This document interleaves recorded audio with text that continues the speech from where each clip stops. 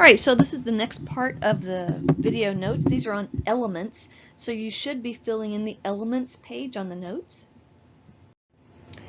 So, atoms and elements. The elements, an element is a substance that cannot be broken down into simpler substances by just normal chemical means.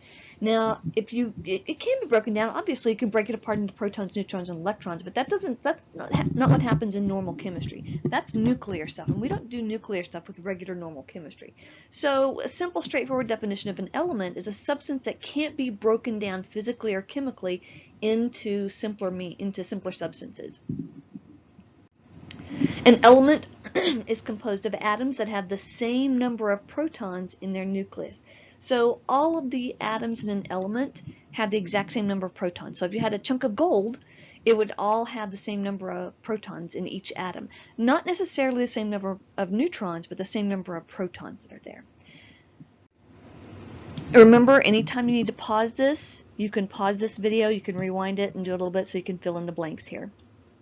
Now, the atomic number in the element tells you the number of protons. So every element since every element has a distinct number of protons, they all have a distinct or unique atomic number.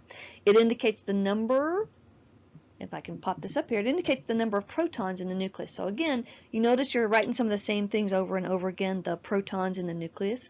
So every element has a unique atomic number, and that just tells you the number of protons in the nucleus.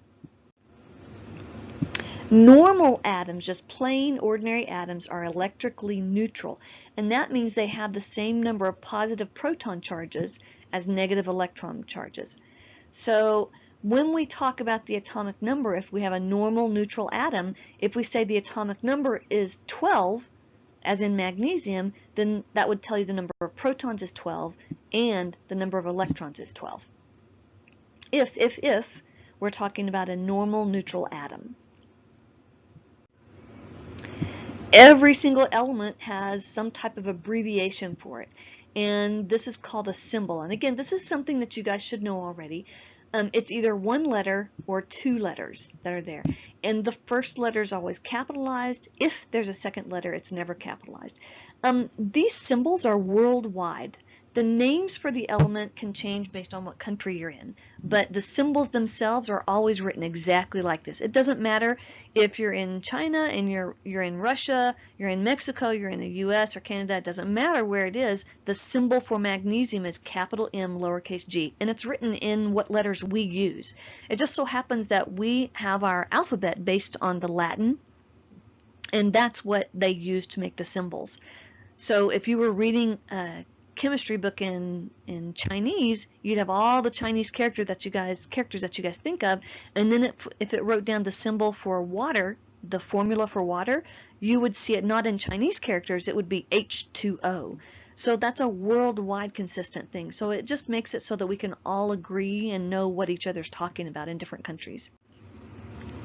The first letter, again, is always capitalized, and if there's a second letter, it's always lowercase. It's never capitalized at all. So this is just the standard way to write the symbols.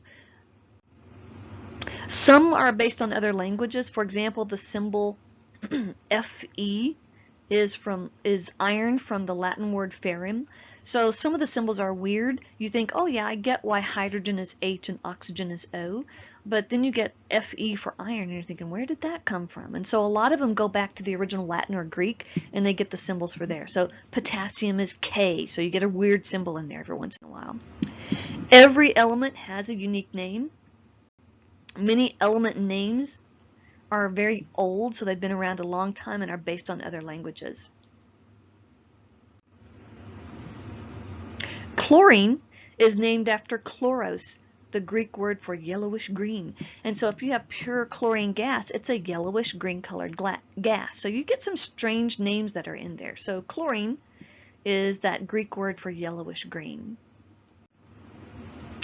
Newly discovered elements are generally named by the discoverer, so they can name them after the lab that they were at. They can name them after a famous scientist, whatever, but they get to, whoever discovers the element gets to name the element.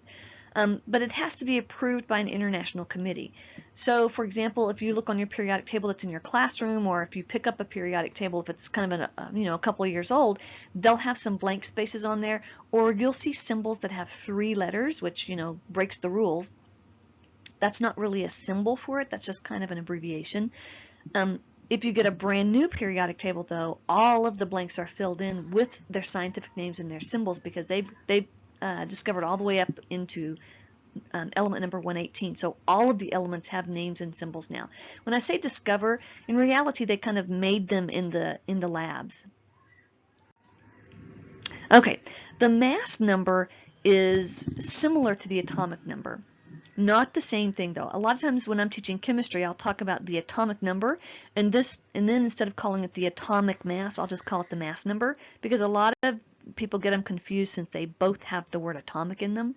So the mass number is the mass of the protons plus the neutrons in an atom. So remember we talked about how heavy the proton was and how heavy the neutron was, and that we ignored how heavy the electron was because it was so tiny compared to the other ones that we just, doesn't even matter. So this is what this is showing. So how heavy is the atom? How many protons, how many neutrons? We add those together, and that gives us a mass. So every proton and every neutron has a mass of 1 AMU. So if we add up the protons plus the neutrons, we get the atomic mass number, or the mass number. Electrons, remember, we don't count towards the mass number because the mass is so tiny. So we ignore the electrons on there. Okay, the mass can be shown with a decimal because it's an average. Just like if you average your grade, it's not going to come out one perfect number with no decimal places. It's going to come out an average, a number with decimals in it. So it's not that you have a grade that's exactly 84.32, but maybe you had an 84 and an 87, and then maybe you had an 83, and you averaged those together and you got that 84.3, whatever number I said here. So when you look on your periodic table, the mass number is always going to be a decimal number. The atomic number will be a whole number, and it'll be about half-ish the number of the mass number.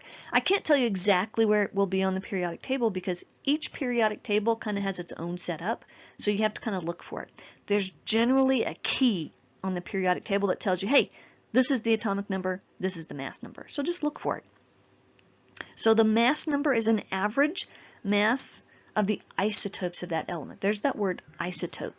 An isotope means it's the same element, so you have 3 different atoms of gold, but they don't weigh the same because 1 or 2 of them have differing numbers of neutrons. They all have the exact same number of protons, but differing numbers of neutrons, and those are called isotopes. And here endeth the next page of the notes.